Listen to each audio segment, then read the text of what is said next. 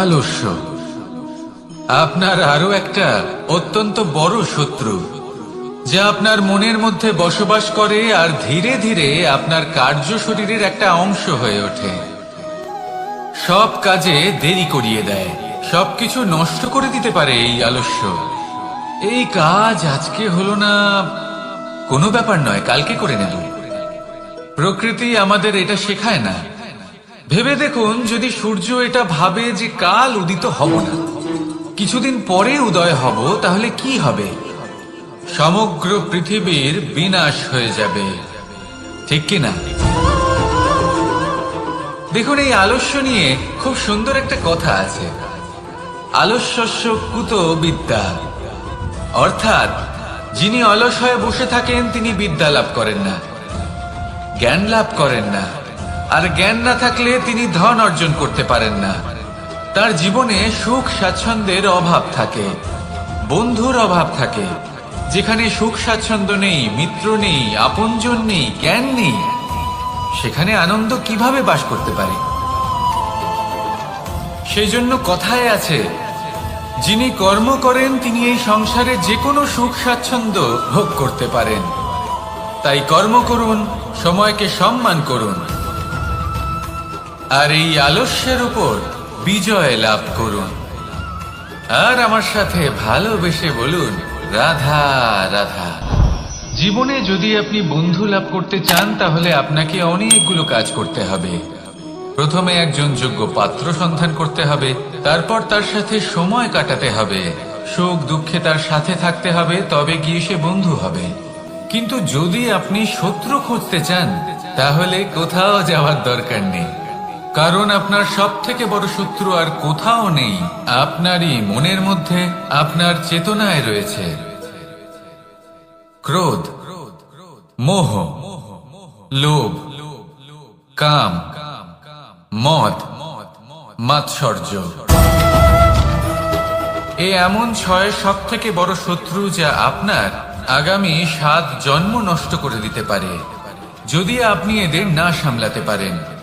এবার এদের সাথে যদি যুদ্ধ করতে হয়, তাহলে একটা মহাভারতের মতো দেখুন, যেখানে অর্জুনও আপনি আর কৃষ্ণও সেই আপনি। কারণ এই যুদ্ধ আর অন্য কারোর সাথে নয়, বরং নিজের সাথে। এগুলো অন্তর মনের যুদ্ধ, আর এটা জয় করা যেতে পারে নিয়ন্ত্রণ এবং অনবরত চেষ্টার দ্বারা। তাই এটাই করুন, এই 6 শত্রুকে পরাজিত করুন এবং আমার সাথে ভালোবেসে বলুন, রাধা রাধা। বেশিরভাগ মানুষই এই কথা জানেন যে আমাদের শরীর 5টি তত্ত্ব দ্বারা নির্মিত, যাকে আমরা পঞ্চতত্ত্ব বলি। জল, অগ্নি, বায়ু, ধরিত্রী এবং আকাশ। এবার এই কথা আমরা সকলে জানি, কিন্তু এগুলোর সাথে কিছু গুণ জড়িয়ে রয়েছে যেগুলো আমরা দেখতে পাই না। যদি এই গুণগুলি আমরা আত্মসাৎ করতে শিখে যাই, তাহলে সাক্ষাৎ পরমেশ্বরের দর্শন আমরা পেতে পারি। যদি কথা বলি প্রথম তত্ত্বের, জলের কথা, জল যা প্রত্যেক জ্বলনকে শীতলতা প্রদান করে। এই জলকে দেখুন, যা শুধু প্রবাহিত হতে জানে, থামতে জানে না। জল পাথরের সাথে সংঘর্ষ করতে জানে, যার পথে অনেক বাধা আসে, কিন্তু সে প্রবাহিত হতে থাকে। নিরাকার হলো এই জল, যে কোনো পাত্রেই রাখুন না কেন, তার আকার ধারণ করে নেবে। এটাই হলো এর বিশেষত্ব, এবং এটাই হলো আমাদের শিক্ষা। কিভাবে প্রবাহমান থাকতে হবে, কিভাবে আমাদের থামলে চলবে না, তাতে আমাদের পথের মধ্যে যতই যেরকমই সমস্যা আসুক না কেন, আমাদের এই জলের মতোই নিরাকার হয়ে যে কোনো পরিস্থিতিতেই প্রবাহমান থাকতে হবে। এই শিক্ষাই জলের থেকে লাভ করুন, আর আমার সাথে ভালোবেসে বলুন, রাধা রাধা। পঞ্চতত্ত্বের মধ্যে দ্বিতীয় তত্ত্ব হল ধরণী, ভূমি, যাকে আমরা ধরণী মাতা বলি। এই ধরণী ধৈর্য ধারণ করে, আর এর ওপরেই আমাদের সমগ্র সংসার নির্ভরশীল। কারণ এই ভূমি সহ্য ক্ষমতা রাখে, এর সহ্য ক্ষমতা হলো অপরিসীম। সন্তান যতই আঘাত প্রদান করুক না কেন, প্রেম পূর্বক সহ্য করে আর তার বদলে অমূল্য রত্ন প্রদান করে। সন্তান যদি হাল চালায় তাহলে তার বদলে তাকে অন্ন প্রদান করে। এটাই হলো ধরনী। এবার এর থেকে আমরা কি শিক্ষা পেতে পারি? এটাই যে কারোর জন্য কিছু করা বা কাউকে কিছু দেওয়া মনে কোনো কামনা ছাড়াই। আর এই কথাটা বুঝে যান, যদি কারোর জন্য কামনা না রেখে বা কোনো পাওয়ার আশা না রেখে কারোর জন্য কিছু করেন বা কারোকে কিছু দেন, যদি এটা আপনি শিখতে পারেন তবে আপনি ভালোবাসতে শিখে গেছেন। আর সেই জন্যই এই ধরিত্রীকে মাতা বলা হয়, কারণ মাতা শুধু উনি নন যিনি গর্ভে সন্তানকে ধারণ করেন, মাতা তো উনিও যিনি জীবন বাঁচতে শেখান, যিনি জীবন বাঁচার উদাহরণ প্রদান করেন। তাহলে ধরনীর থেকে এই নিঃস্বার্থ ভাব শিখুন, নিঃস্বার্থ ভালোবাসা শিখুন, আর এই ভালোবাসার সাথেই বলুন রাধা রাধা। বায়ু পঞ্চতত্ত্বের মধ্যে তৃতীয় তত্ত্ব। কেউ একে সমীর বলে, আবার কেউ একে পবন বলে। প্রথম কথা হলো এটাই যে এই বায়ু আমাদের জীবন দান করে প্রতিদিন, প্রত্যেক মুহূর্তে। এই বায়ুর কারণেই আমরা নিঃশ্বাস নিতে পারি, জীবিত থাকতে পারি। এই বায়ুই হলো সেই যা সকল মেঘেদের একত্রিত করে একটি স্থানে আর বর্ষা ঘটায়। আর এই বর্ষার কারণেই এই ধরিত্রীতে অন্ন উৎপন্ন হয়। এই বায়ুকে দেখুন, কখনো এতটা সৌম্য যে আপনার কোনোই তফাৎ বোধ হয় না, আর কখনো কখনো এমন রূপ ধারণ করে ফেলে যে অনেক বড় বড় পর্বতের আকার পর্যন্ত বদলে ফেলে। এটাই হলো বায়ুর বিশেষত্ব। বায়ু শেখায় যে সময়ের সাথে সাথে বইতে থাকো, সকলকে জীবন দান করো, সকলকে সাহায্য করো, কিন্তু যখন বিপদ সামনে আসবে তখন দৃঢ় হয়ে সম্মুখীন হও। বাধা অনুযায়ী নিজেকে গড়ে নিতে হবে, আর কখন কতটা কঠোর হতে হবে আর কখন কতটা সৌম্য হতে হবে এটা বায়ুকে দেখে শিখুন, আর আমার সাথে ভালোবেসে বলুন রাধা রাধা।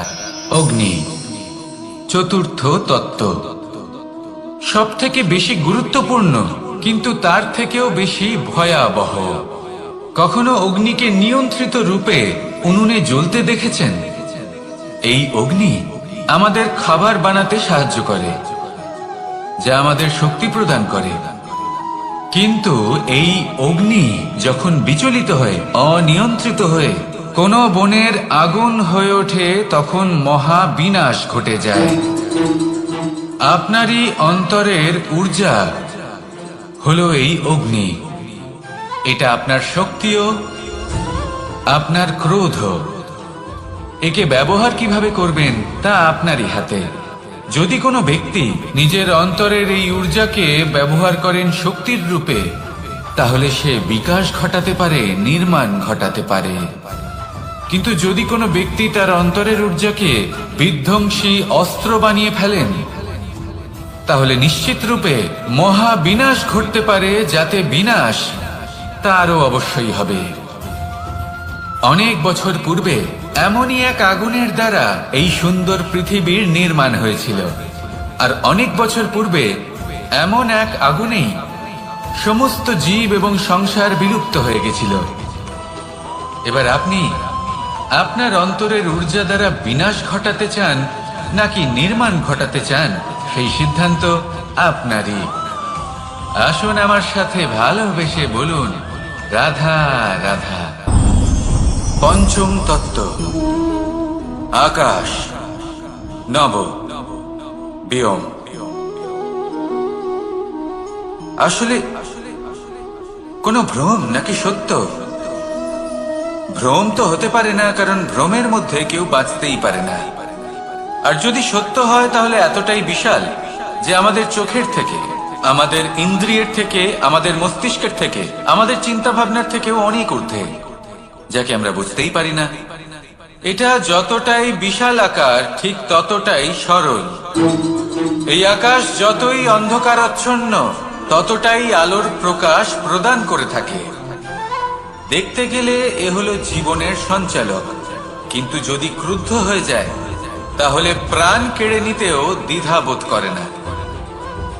এই আকাশ শুধুমাত্র পৃথিবী লোক নয়, বরং এই সমগ্র ব্রহ্মাণ্ডকে, এই সমগ্র সৃষ্টিকে, এর প্রত্যেকটা তারাকে, প্রত্যেকটা গ্রহকে একটা বিশেষ স্থান প্রদান করে। এর নিজের কোনোই অস্তিত্ব নেই, কিন্তু সকলকে অস্তিত্ব প্রদান করে। এটাই হলো এই আকাশের মাহাত্ম্য। এই আকাশে হলো মাহাত্ম্যের প্রতিরূপ, যা আমাদের ভাবনা দ্বারা উৎপন্ন হয়। আপনিও আকাশের মতো এই বোধকে আপন করে নিন। আপনার জীবনও আকাশের মতন মহান এবং বিশাল হয়ে উঠবে। আর তখনই মন সুপ্রসন্ন হয়ে বলবে, রাধা রাধা। কাম তৃতীয় পুরুষার্থ। এবার অধিকাংশ মানুষই কাম বলতে বিলাসিতা, বাসনা, লালসা মনে করে ফেলে। আসলে এমন কিছুই নয়। কামের বাস্তবিক অর্থ কি? কামের বাস্তবিক অর্থ হল কামনা।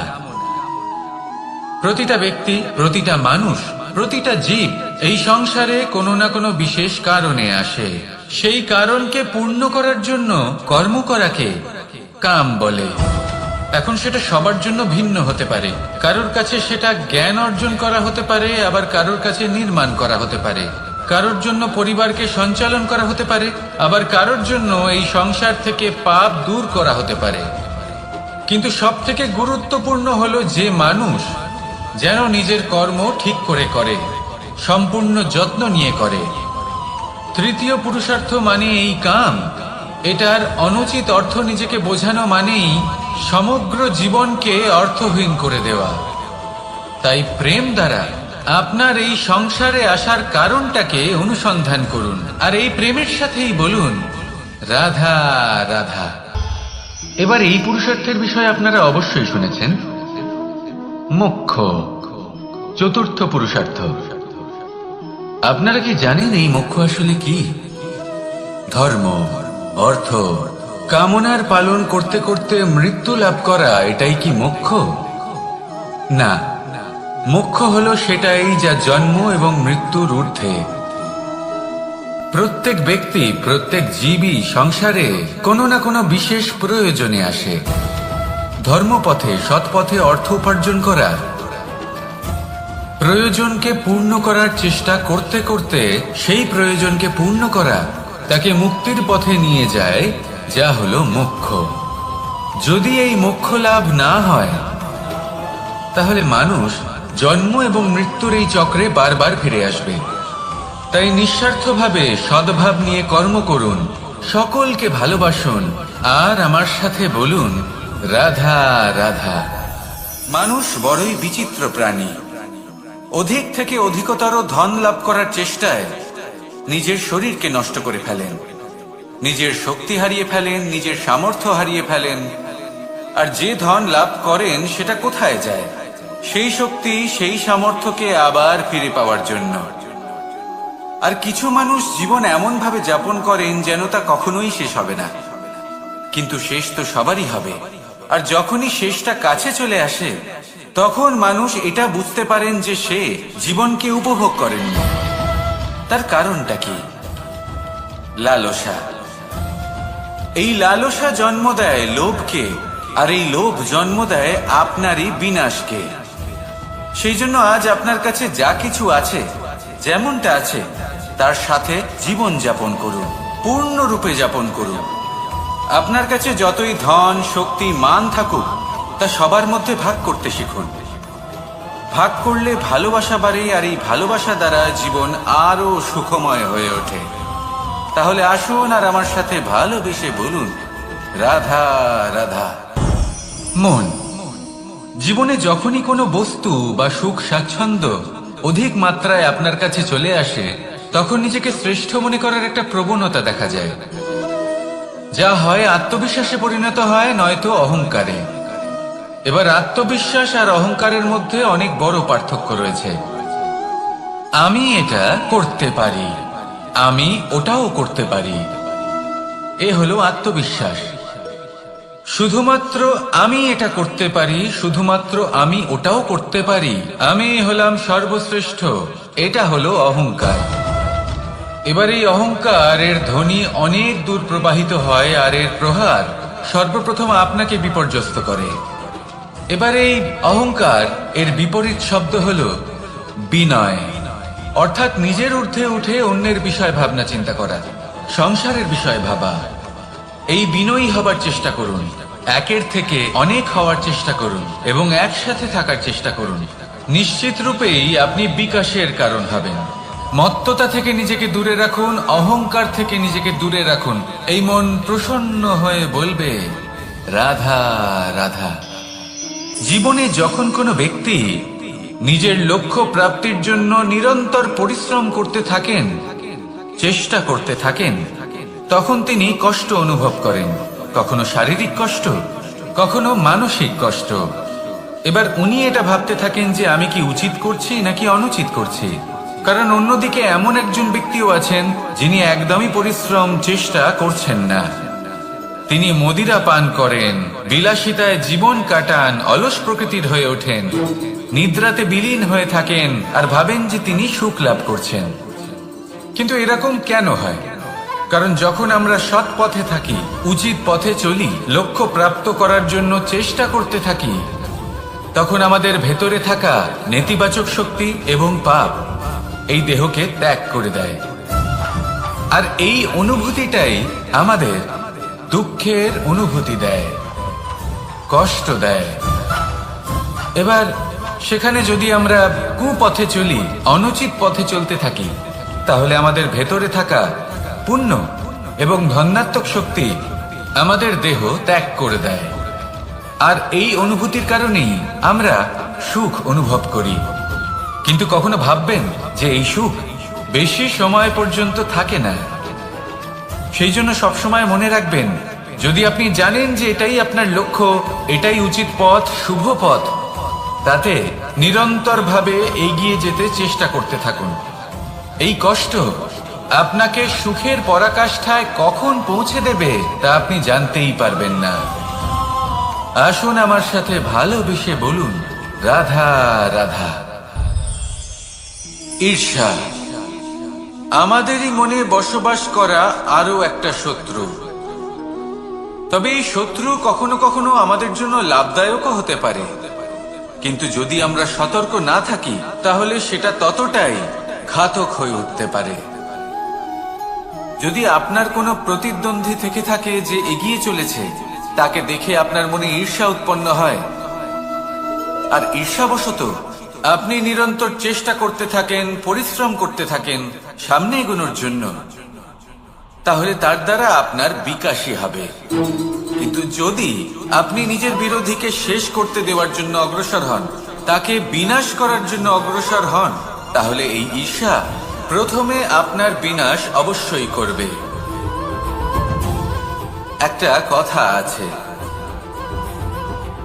এটা পশু প্রবৃত্তি, আপনি শুধুই নিজের বিকাশের কথা ভাববেন।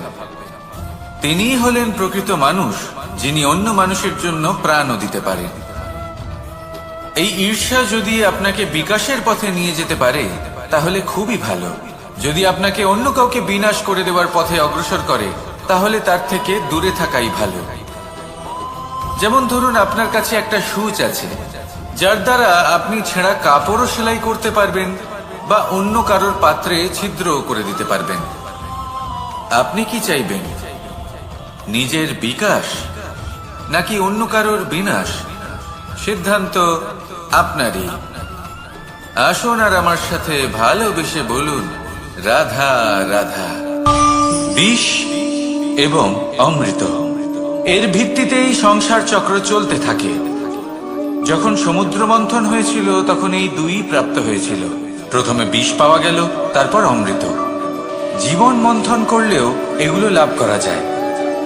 এবার এই যে বিষ, তা হলো অমৃতের থেকে অনেক বেশি শক্তিশালী এবং সেই জন্যই অনেক বেশি ঘাতকও। এবার বোঝার চেষ্টা করি এই বিষ আসলে কি। যে কোনো বস্তু বা কোনো ভাব যদি মাত্রার থেকে বেশি পরিমাণে আপনার কাছে থাকে, প্রয়োজনের থেকে বেশি আপনার কাছে থাকে, তাহলে সেটা আপনার কাছে বিষ সমান হতে পারে। তা সে ধন হোক, শক্তি হোক, সম্মান হোক, ইত্যাদি ইত্যাদি। যদি আপনার কাছে এমন কিছু থেকে থাকে যা মাত্রার থেকে বেশি পরিমাণে আপনার কাছে আছে, তাহলে তাকে ভাগ করতে শিখুন।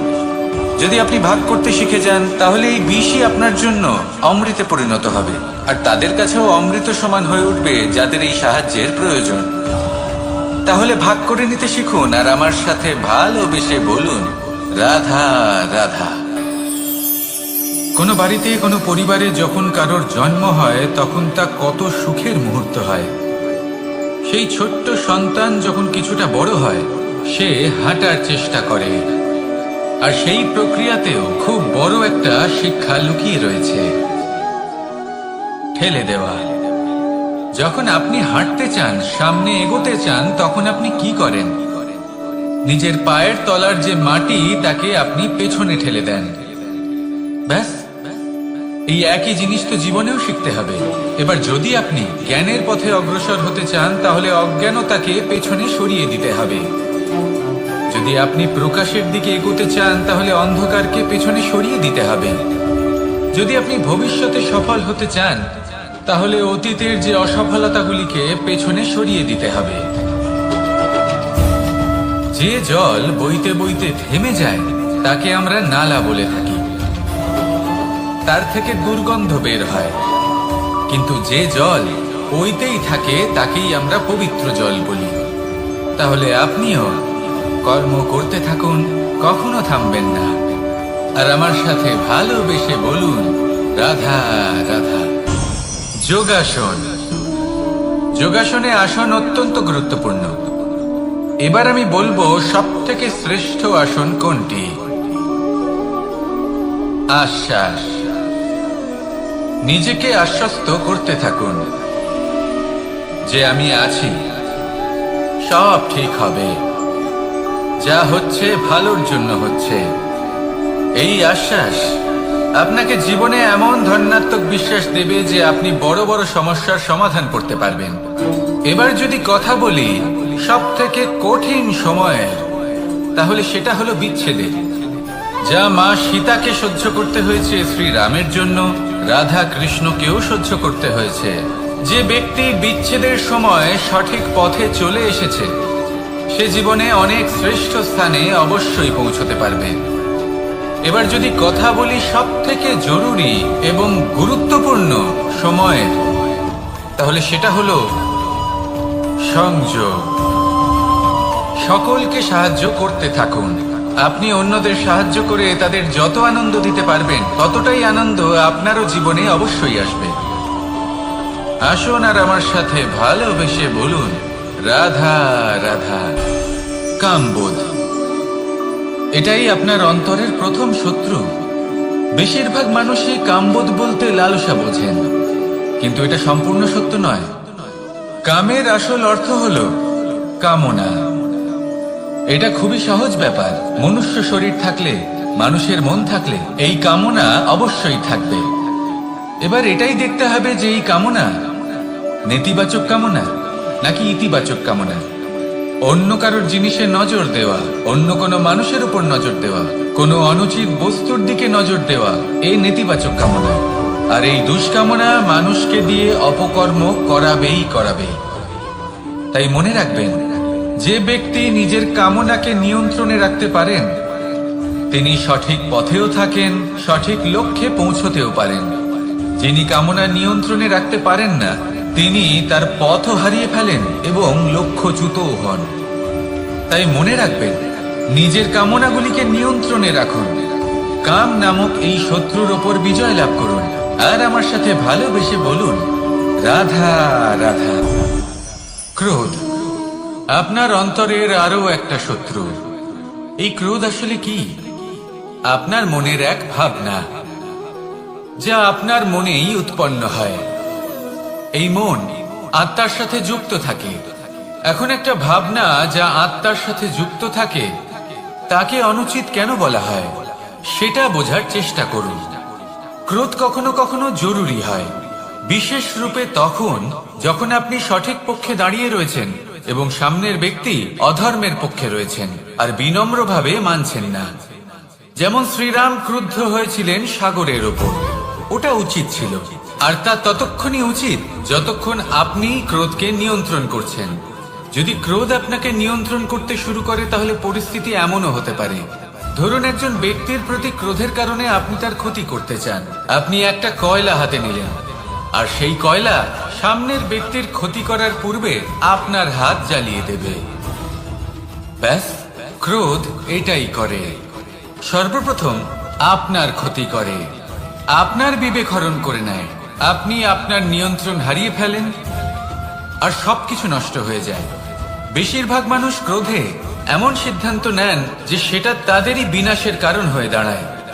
আর কিছু মানুষ বলেন যে আমাদের জীবনে এত যন্ত্রণা আছে, এত সংকট আছে যে ক্রোধ উৎপন্ন হবেই। আর এরকম সময় এটাই উচিত হবে যে আপনি নিজেকে ক্রোধের থেকে দূরে রাখুন, আর তারপর সমস্যার নিবারণ করুন। আর এই নিবারণই আপনার জীবনকে একটা শ্রেষ্ঠ স্তরে পৌঁছে দেবে। তাহলে ক্রোধ থেকে দূরে থাকুন, সুপ্রসন্ন থাকুন, আর আমার সাথে ভালোবেসে বলুন, রাধা রাধা। লোভ আপনার অন্তরের আরো একটা শত্রু। দেখতে গেলে এটা একটা শব্দ, একটা সংস্কৃত শব্দ, লব ধাতু থেকে উৎপন্ন হয়েছে। এর অর্থ কিছু লাভ করা। কিছু লাভ করা অনুচিত নয়, আরো কিছু লাভ করাও অনুচিত নয়, কিন্তু সব থেকে বেশি আমি লাভ করব, আমি আরো চাই, আরো বেশি চাই, আরো বেশি পেতে চাই, এটাই হলো লোভ। আর এই লোভ যখন গ্রাস করে তখন আপনি যা পেতে চান, সে ধনই হোক বা মানই হোক, তা অর্জন করার জন্য মানুষ যে কোনো স্তরে পৌঁছে যেতে পারে। যদি মানুষ ধন অর্জন করতে চান তাহলে তার জন্য তারা অধর্মের পথেও চলতে পারেন। যদি সম্মান অর্জন করতে চান তাহলে অন্য মানুষকে ছোটও করতে পারেন।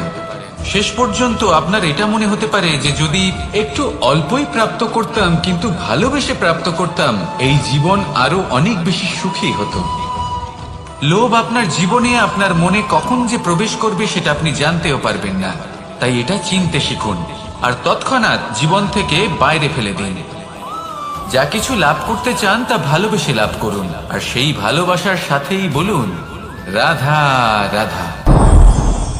মোহ আপনার অন্তরের আরো একটা শত্রু। এবার মানুষ প্রেম আর মোহের মধ্যে পার্থক্য বুঝতে পারে না। কিছু মানুষ ভাবে যে মোহর মধ্যে খারাপ কি আছে। যদি কোনো মানুষের তার বাবা মার প্রতি, তার সন্তানের প্রতি মোহ থাকে, তবে খারাপ কি আছে? খারাপ আছে, আর সেটা তাদের জন্য খারাপ হতে পারে যাদের প্রতি আপনার এই মোহ আছে। এবার মোহ আর প্রেমের মধ্যে পার্থক্য আপনাকে বোঝাচ্ছি। মোহ শুধুমাত্র পেতে চায়, সেখানে প্রেম শুধুমাত্র দিতে শেখায়। এই দুই পরিস্থিতিতেই আপনার হাত প্রসারিত থাকে।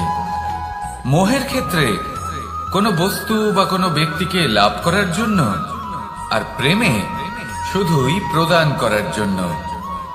মোহর বশে আপনার পায়ে বাঁধন পড়ে যেতে পারে। যদি মাতা পিতার তার সন্তানের প্রতি মোহ থাকে তাহলে তারা তাদের সন্তানকে কখনো দুঃখে, চিন্তায়, যন্ত্রণায় দেখতেই পারবে না।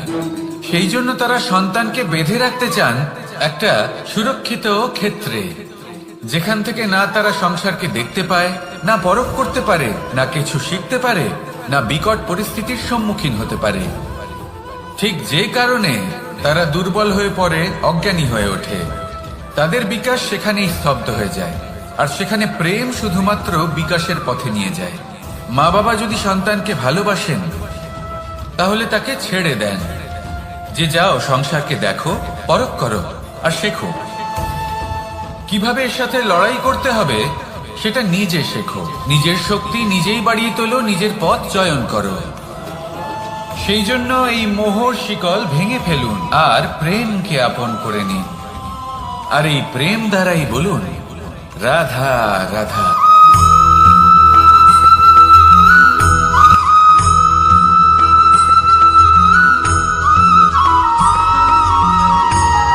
তো আছে পরিস্থিতি।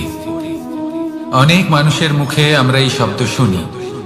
জীবনে যখন অসফল হই, দুঃখ আসে, সংকট আসে, কোনো বিপদ ঘনিয়ে আসে, তখন সমস্ত দোষ আমরা পরিস্থিতির ওপর চাপিয়ে দিই, আর দেখতে গেলে কোথাও না কোথাও ঠিকই করি।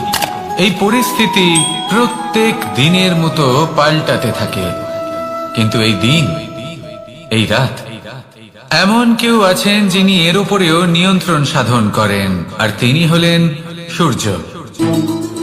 ঠিক সেই রকমই আমাদের জীবনেও সূর্য হলো এই মন। যদি এই মনের উপর আমরা নিয়ন্ত্রণ করতে পারি, তাহলে আমরা জীবনকেও নিয়ন্ত্রণ করতে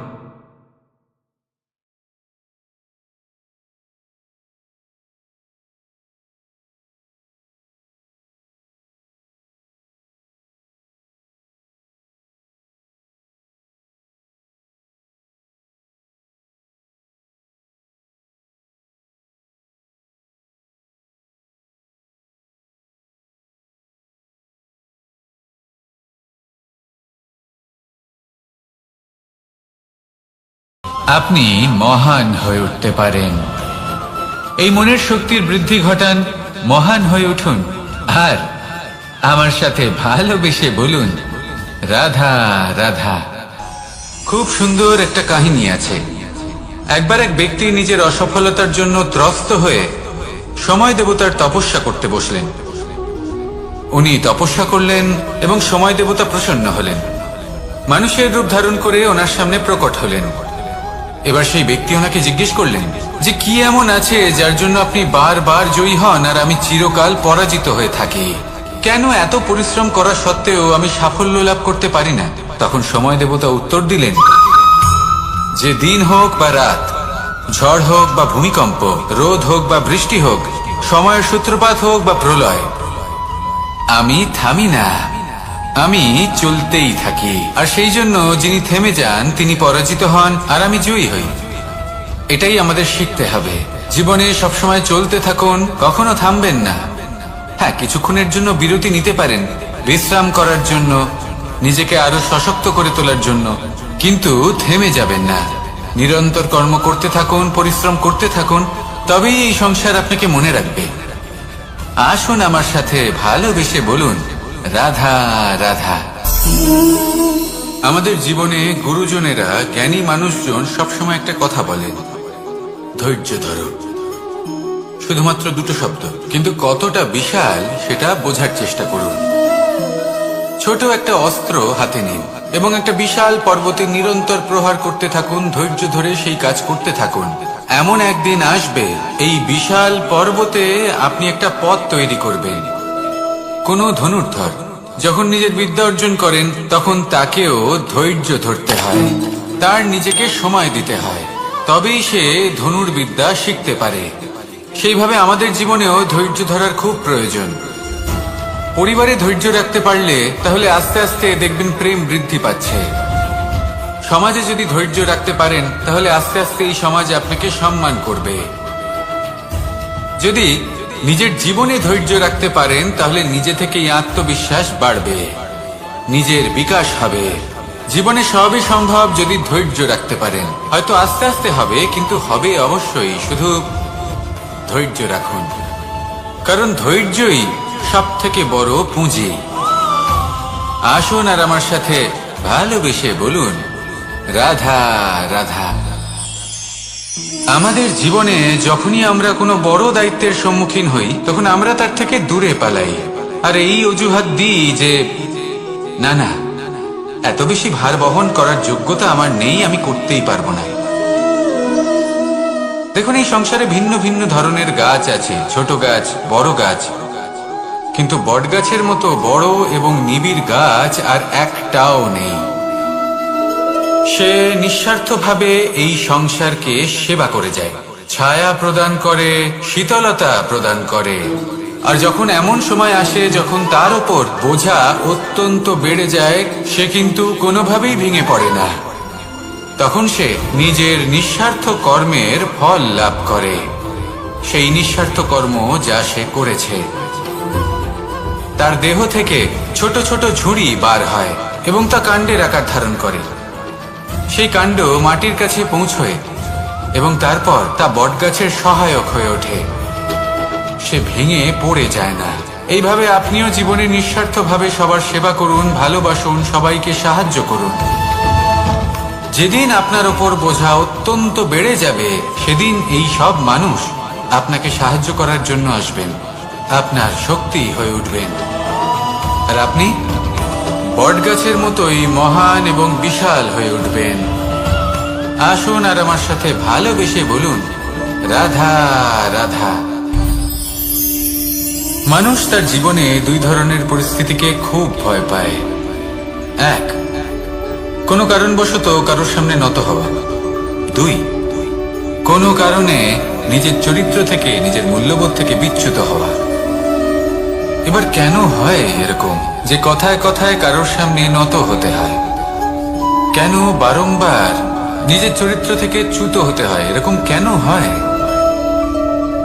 এটা তখনই হয় যখন আমাদের শিক্ষা এবং মূল্যবোধের অভাব থাকে। যদি মানুষের মধ্যে প্রকৃত শিক্ষা থাকে, তাহলে এই সংসারে কোনো সময় এবং কারোর সামনেই নত হওয়ার কোনো প্রয়োজন নেই। যদি মানুষের মধ্যে মূল্যবোধ থাকে, তাহলে তাকে নিজের মূল্যবোধ বা চরিত্র থেকে বিচ্যুত হতে হয় না, তা সে যাই হয়ে যাক না কেন। কোনো বালককে যদি জন্ম থেকেই সুশিক্ষার অধিকারী করা হয়, শিক্ষিত করা হয়, মূল্যবোধের অধিকারী করা হয়, তবে সে এই সংসারে এমন কর্ম করবে যাতে সে নিজেকে, নিজের পরিবারকে, সমগ্র সমাজকে গর্বিত করতে পারে। শিক্ষা লাভ করুন, মূল্যবোধ লাভ করুন এবং আমার সাথে ভালোবেসে বলুন, রাধা রাধা।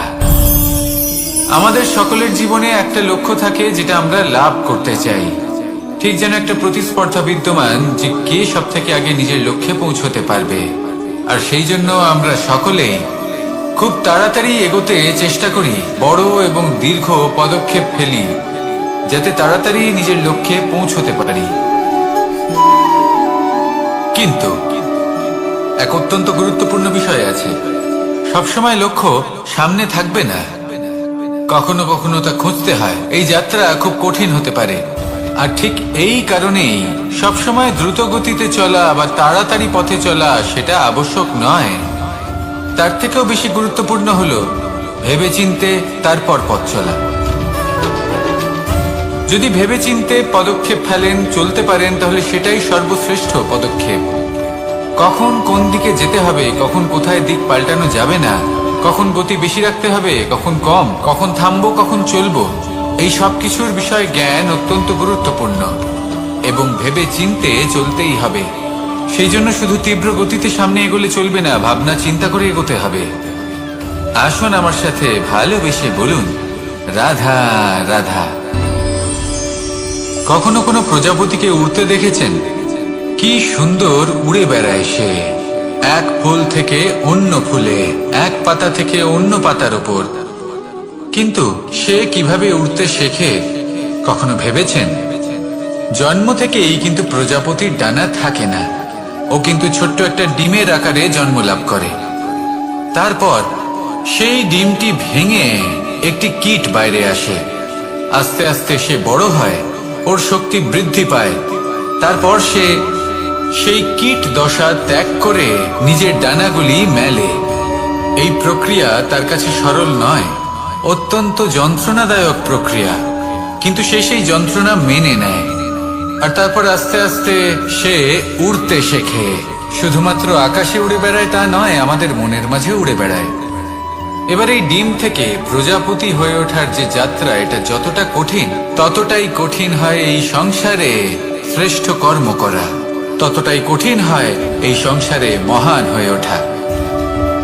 সেই জন্য প্রয়োজনীয় প্রচেষ্টা এবং সময়।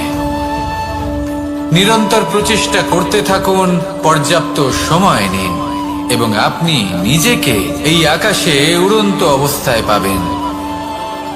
আসুন আমার সাথে ভালোবেসে বলুন, রাধা রাধা।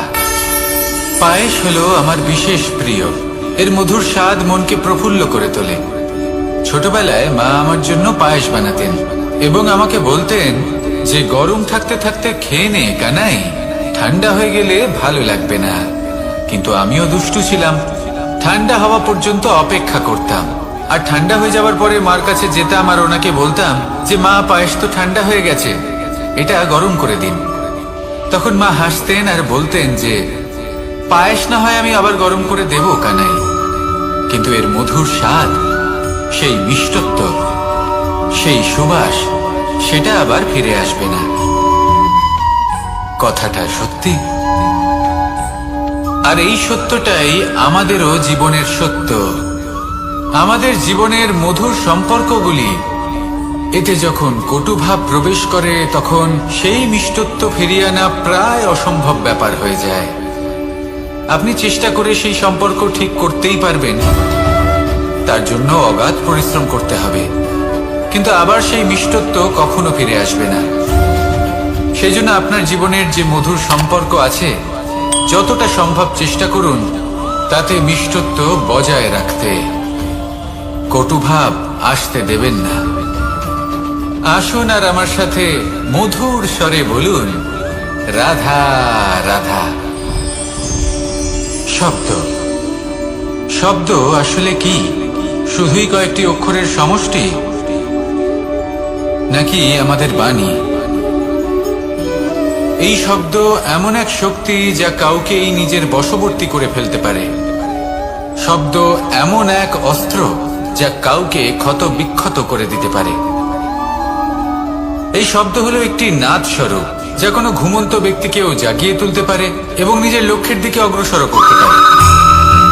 শব্দে এত শক্তি আছে যে কারোর মনে এতটা আঘাত দিতে পারে যে সে হয়তো জীবনে আর কখনো এগোতেই পারল না।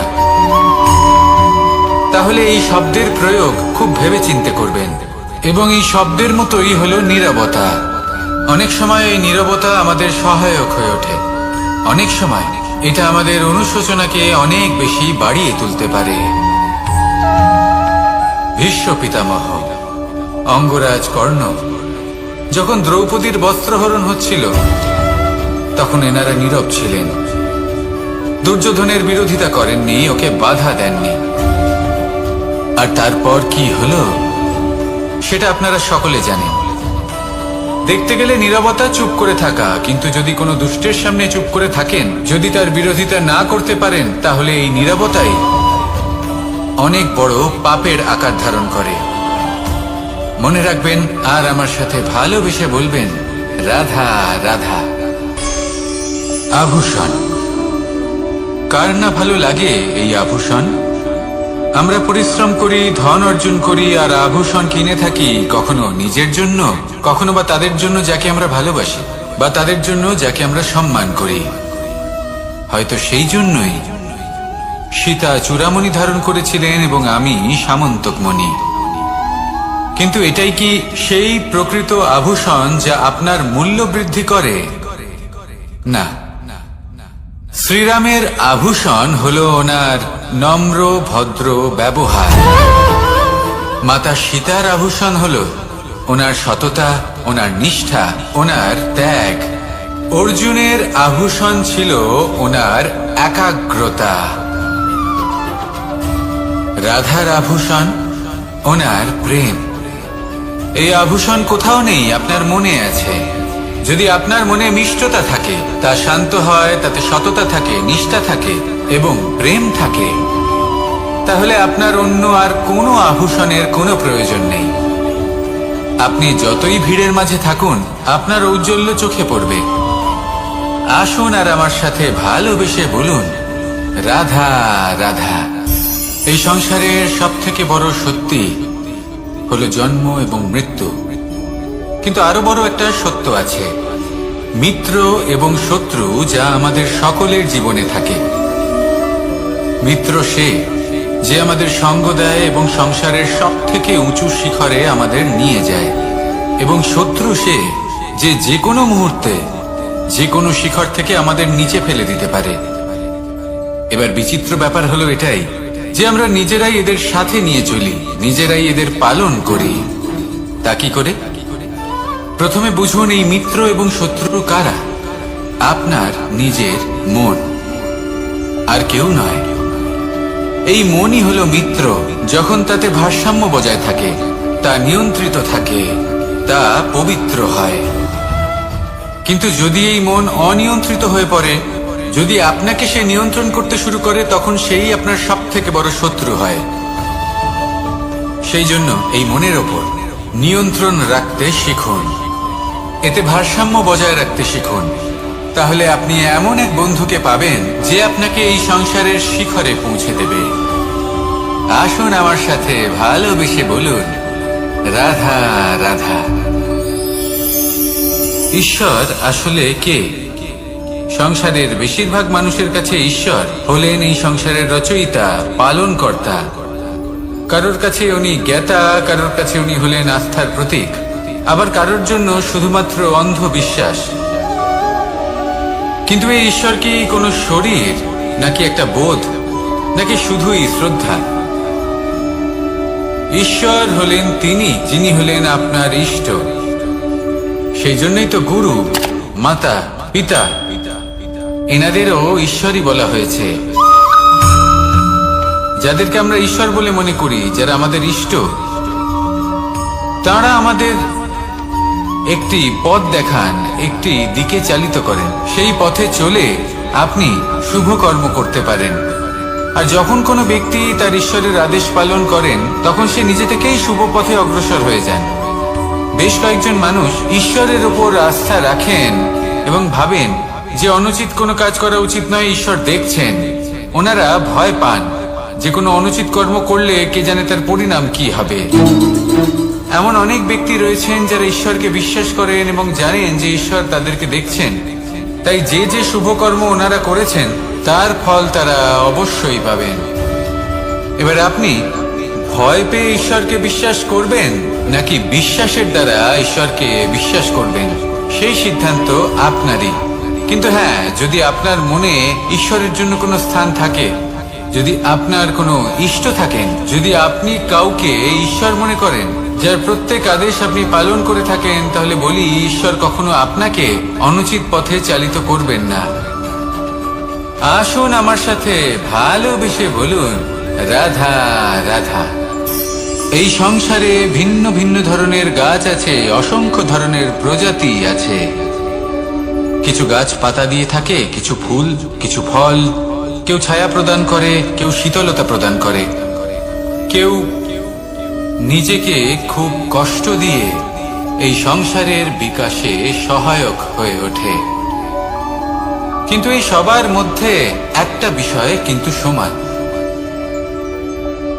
এরা প্রত্যেকেই পাতা ছাড়া, ফুল ছাড়া, ফল ছাড়া জীবিত থাকতেই পারে, কিন্তু কোনো বৃক্ষই শিকড় ছাড়া বেঁচে থাকতেই পারে না। এটাই হলো রাধা। ঠিক সেইভাবেই আমাদের জীবনে শক্তি হোক, ধন হোক বা সাফল্য হোক, আমাদের বা আমাদের পরিবারের প্রসন্নতাই হোক, এই সব কিছুর আধার হলো, সবকিছুর মূল হলো পরিশ্রম। তাই জীবনে চিরকাল পরিশ্রম করতে থাকুন। যদি আপনি জীবনে মহান হবার পথে অগ্রসর হতে চান, তাহলে পরিশ্রম করুন। এই পরিশ্রম দ্বারাই নিজের পরিবারকে প্রসন্ন করুন, নিজের বন্ধুদের প্রসন্ন করুন, এই সমাজকে গর্বিত করুন। আসুন আমার সাথে ভালোবেসে বলুন, রাধা রাধা। এই সংসারের সব থেকে বড় রোগ কোনটা? কেউ বলবে মানসিক রোগ, কেউ বলবে সেই রোগ যা সর্পদংশনের ফলে হয়ে থাকে। এই সংসারে ভিন্ন ভিন্ন ধরনের রোগ আছে এবং তার সাথে ভিন্ন ভিন্ন ধরনের যন্ত্রণাও রয়েছে। এমন একটা রোগ আছে যা চোখে দেখা যায় না, যা আপনার শরীরে কোনো দাগ রেখে যায় না, কিন্তু আপনার আত্মাকে পর্যন্ত ক্ষত বিক্ষত করে, অসুস্থ করে তোলে, বিনাশ করে দেয় আপনাকে এবং তার সাথে আপনার আত্মাকে। এই অসুখের নাম হলো লালসা। লালসা, যে কর্ম সাধন করেছেন তার থেকে বেশি ফল লাভ করার আশা। লালসা, যা আজ আছে তার থেকে অনেক বেশি লাভ করার ইচ্ছে। এই ইচ্ছে এই সংসারে সবার থেকে এগিয়ে থাকার আপনাকে প্রেরণা যোগাবে, কিন্তু তার জন্য আপনাকে অপরাধযোগ্য কাজ করতে উৎসাহিত করবে। আপনার বন্ধু, আপনার আত্মীয়, আপনার পরিবার, এই সবার থেকে আপনি কখন দূরে চলে যাবেন আপনি বুঝতেই পারবেন না। উচিত অনুচিত কোনটা, ধর্ম অধর্ম কোনটা, সব ভুলে যাবেন আপনি। সেজন্য মনে রাখবেন, নিজের জীবনে যদি আপনি লালসার থেকে নিজেকে দূরে রাখতে পারেন, তাহলে এর অর্থ হলো যে আপনি এই সংসারের সব থেকে বড় অসুখের ওপর বিজয় লাভ করেছেন। আসুন আমার সাথে ভালোবেসে বলুন, রাধা রাধা। এই সাগর কত বিশাল আকার, কখনো শান্ত কখনো উত্তাল, কিন্তু এই সাগরকে এত মহান কে করে তুলল? জল। এবার এই জলের যাত্রা দেখুন, সেটা কতটা কঠিন। এই জল সাগরে থাকে, সূর্য ওকে এতটা উত্তপ্ত করে তোলে যে এই জল নিজের অস্তিত্ব হারিয়ে ফেলে এবং বাষ্পে পরিণত হয়ে হাওয়ায় মিলিয়ে যায়। তারপরে আকাশে যায় আর নিজের অস্তিত্ব আবার হারিয়ে ফেলে, মেঘে পরিণত হয়। তারপর এই মেঘ কোথাও গিয়ে কোনো পর্বতে ধাক্কা খায়, তারপর আবার এই জল নিজের অস্তিত্ব হারায়। তারপরে বর্ষার রূপ ধারণ করে তা বর্ষিত হয়, বা কোনো পর্বতের চূড়ায় তার শিখরে বরফের রূপ ধারণ করে। তারপরে এই বর্ষা মাটির দিকে নিজের যাত্রা শুরু করে। এবার মাটিতে ঝরে পড়া এই বর্ষা স্রোতের আকার ধারণ করে এবং আস্তে আস্তে বইতে থাকে। এই নদীর আকার ধারণ করে এবং নদী রূপে বইতে বইতে পাথরে ধাক্কা খায় বা কোনো পর্বতে ধাক্কা খায়, আর তারপর এই নদী এসে সাগরে সমাহিত হয়ে যায়। নদীর এই জল আবারও নিজের অস্তিত্ব হারিয়ে ফেলে, কিন্তু এইবার সেই জল নিজেই সাগরে পরিণত হয়। এটা আমাদের সকলের জন্য একটা শিক্ষা যে এই সংসারে জীবন এবং সময়ের হলো এক অনন্ত যাত্রা। এই সংসারে যা কিছু আছে তার সূত্রপাত কোথাও একটা হবেই। সেই জন্য মৃত্যু এবং সমাপ্তির চিন্তা ত্যাগ করে দিন, আর যে সূত্রপাত আপনি লাভ করছেন তার আনন্দ উপভোগ করুন। ভেবে দেখুন আপনি কিভাবে শ্রেষ্ঠ কর্ম করতে পারেন যাতে এই সংসার এবং এই সমাজ, এই দুইয়ের মঙ্গল সম্ভব। আসুন আমার সাথে ভালোবেসে বলুন, রাধা রাধা। মাকড়সার জাল দেখতে পাচ্ছেন? মাকড়সারা ভীষণ পরিশ্রম করে এটা তৈরি করে, নিজের শরীরের রস দিয়ে এই জাল বনে। আপনি কি এটার উদ্দেশ্য জানেন? আসলে মাকড়সা এই জালে ছোট কীটপতঙ্গ ধরে তাদেরকে খাদ্যরূপে গ্রহণ করে। কিন্তু আপনি কি এই কথা জানেন যে একদিন মাকড়সা নিজেই নিজের জালে জড়িয়ে মৃত্যুবরণ করে থাকে? বলুন, কি করেন আপনি এই জাল দেখতে পেলেই মুছে ফেলেন এর অস্তিত্ব, তাই না? তেমনি অন্যদিকে পাখির বাসা, পাখিরাও ভীষণ পরিশ্রম করে এটা তৈরি করে। কিন্তু যদি পাখি একদিন এটা ছেড়ে চলে যায়, তাহলেও লোকে এটা নষ্ট করে দেয় না। কারণটা কি? এর কারণ হলো এর নির্মাণ জীবন সঞ্চারের জন্য করা হয়েছিল, নষ্ট করার জন্য নয়। তাই মনে রাখবেন, জীবনে আপনার পরিশ্রম যতই বেশি হোক না কেন, যদি আপনার লক্ষ্য শুভ না হয়, তাহলে আপনারও বিনাশ নিশ্চিত। তাই সৃজন করতেই থাকুন আর মুগ্ধ হয়ে বলুন, রাধা রাধা।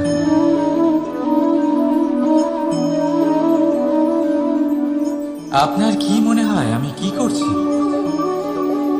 আপনি বলবেন আমি প্রদীপ জ্বালাচ্ছি। সঠিক, কিন্তু প্রশ্ন হচ্ছে যে আমি কি আপনাকে বলেছি যে একে প্রদীপ বলা হয়?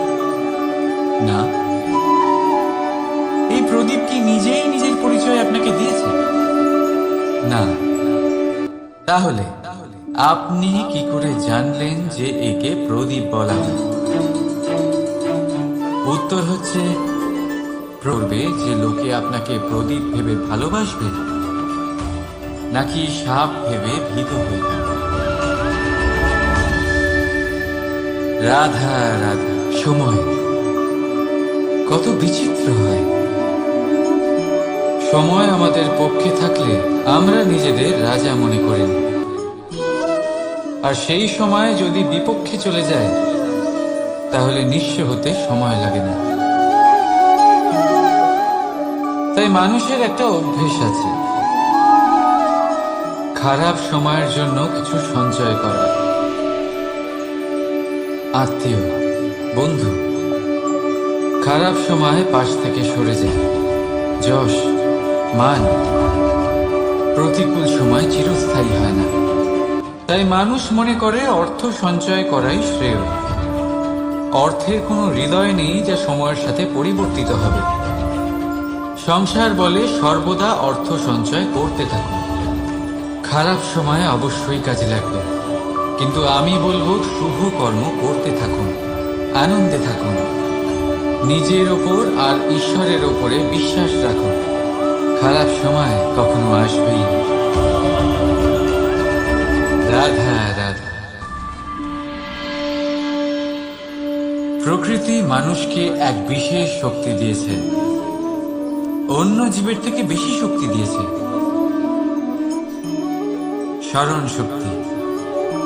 এই শক্তি মানুষকে অন্য জীবের থেকে ভিন্ন করে, ইতিহাস রচনা করার প্রেরণা দেয়, জ্ঞানকে বংশানুক্রমে এগিয়েও নিয়ে যায়। আর যারা ভুলে যায়, অধিকাংশ সময় তারা উপহাস আর দয়ার পাত্র হয়ে যায়। কিন্তু এটাই কি প্রকৃত রূপে সত্য? না। এই স্মরণ শক্তি মানুষের বিকাশের সব থেকে বড় বাধা হয়ে দাঁড়ায়। তার মনকে দূষিত করে দেয়। খারাপ অভিজ্ঞতা, কারোর করা বিশ্বাসঘাতকতা, কারোর কটাক্ষ বেশিরভাগ মানুষই ভুলতে পারেন না। রাধা রাধা। মানুষ নিজের পরিবারের জন্য কত কিছুই না করে, দিন রাত পরিশ্রম করতে থাকে যাতে তার পরিবারের প্রয়োজন পূরণের জন্য অর্থ রোজগার করতে পারে। কিন্তু শুধু অর্থ রোজগার করাটাই কি যথেষ্ট? আপনি বলবেন, হ্যাঁ নিশ্চয়ই, অর্থ দিয়ে সব কিছু পাওয়া যায়, বিদ্যা পাওয়া যায়, বাড়ি পাওয়া যায়, ওষুধ পাওয়া যায়, আর কত কিছুই না পাওয়া যায়। এইসব একটা পর্যায় পর্যন্ত সঠিক, কিন্তু একটু মন দিয়ে ভেবে দেখুন, যখন কোনো শিশু অসুস্থ হয়ে পড়ে তখন সে ওই তিক্ত ওষুধ কেন খেয়ে নেয়? এই জন্য কারণ ওর পিতা সেই ওষুধ অর্থ দিয়ে কিনেছে? না, বরং এই জন্য কারণ তার পিতা যে তার সামনে দাঁড়িয়ে, তার উপরে তার বিশ্বাস আছে। বিশ্বাস আছে যে উনি তার কিচ্ছু হতে দেবেন না।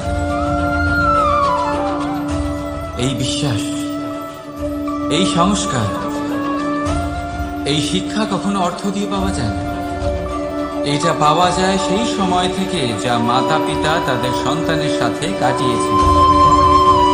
তাই জীবনে অর্থ অবশ্যই উপার্জন করুন, কিন্তু নিজের পরিবারকেও সময় দিন, আনন্দ পাবে।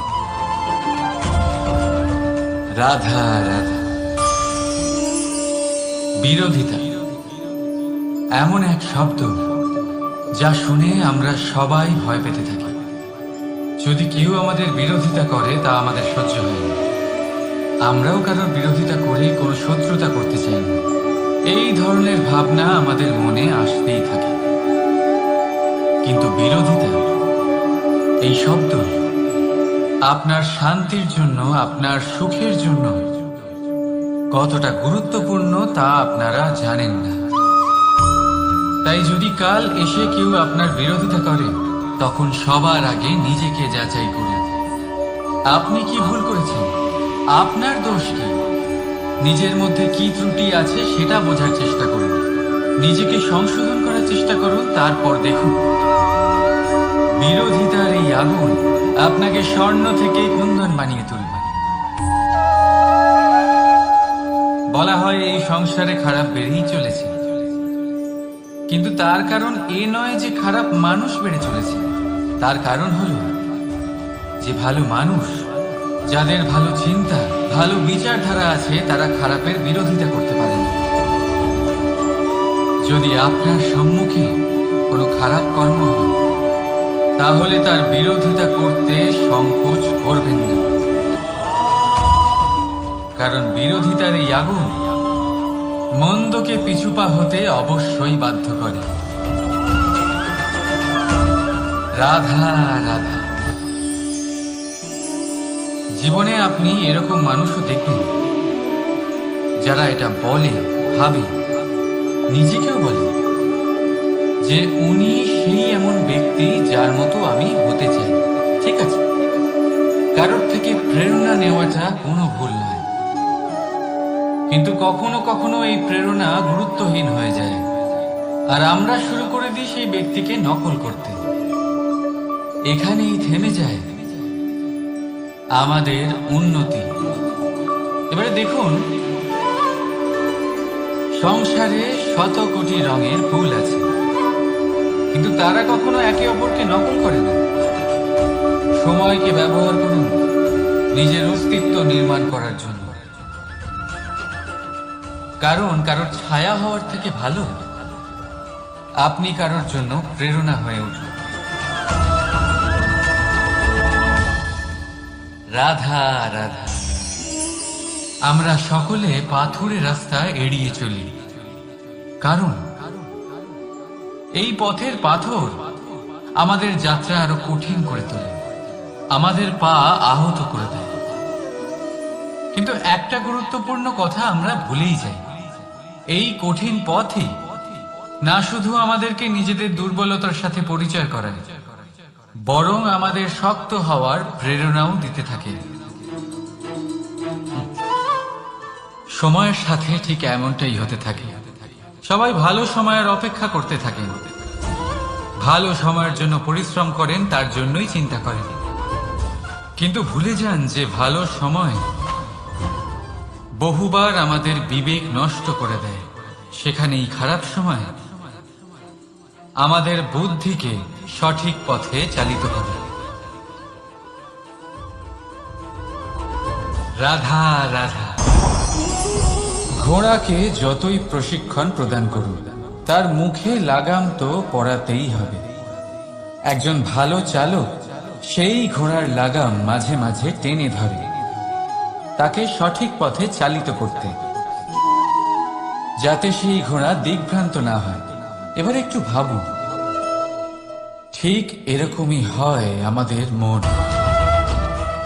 যদি এটা বিবেকের লাগাম দিয়ে মাঝে মাঝে আমরা টেনে না ধরি, তাহলে আমাদের এই মন দিকভ্রান্ত হতে পারে।